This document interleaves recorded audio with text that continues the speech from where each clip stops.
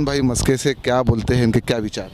सबसे पहले मेरा यही बोलना है आपके चैनल के माध्यम से, आपसे, आपके चौपाल के माध्यम से, कि भैया ने बोले कि राम मंदिर जो है, हमारे मित्र ने बोले कि राम मंदिर ये सिर्फ काल्पनिक है।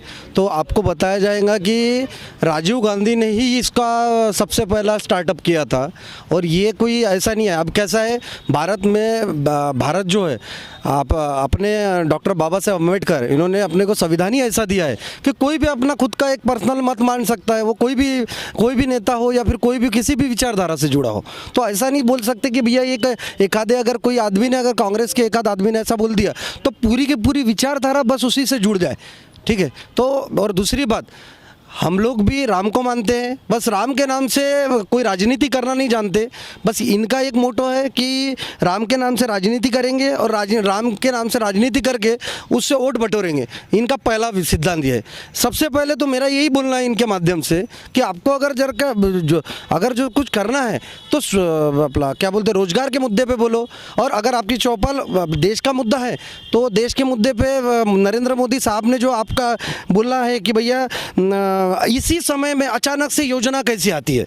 अभी जैसा अब आप सबको मालूम है कि योजनाएं आ रही है धड़ाधड़, तो ये योजना कैसी आई? इलेक्शन के समय पे क्यों? इलेक्शन के यानी इसके ऊपर में। और दूसरी बात, तुम्हारी भाजपा जो हमारे बड़े भैया जो जाकी भैया हैं, वो बोलते हैं कि हम तो बिल्कुल ओके हैं। तो कहने का मतलब भाजपा है, तो भाजपा तो आज की तारीख में कांग्रेस में हो गई है।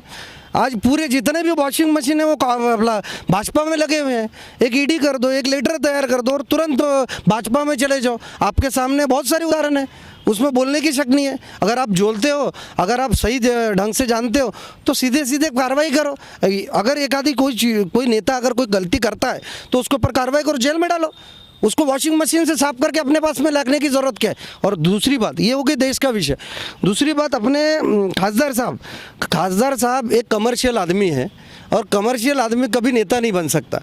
उन लोगों ने सिर्फ यही काम किए हैं कि लोगों का, एक छोटा सा उदाहरण बताता हूँ साहब आपको। एक बड़ा आपको पद मिला है तो छोटा पद आप छोड़ नहीं पा रहे हो।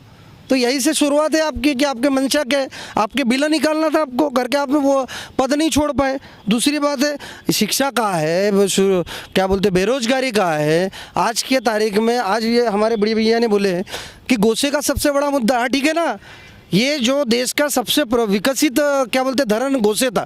सर आपको एक बताया जाए कि आपको जब 10 साल पहले अगर गोसे धरण यहाँ पे दिखा गया है तो 10 साल पहले उसका पूर्णत्व होने का था, और जब इनके हाथ में आया तो वो आखिरी टप्पे में था, और आखिरी टप्पे में इनको 10 साल लग गए, तभी भी आज भी कंप्लीट होने का है।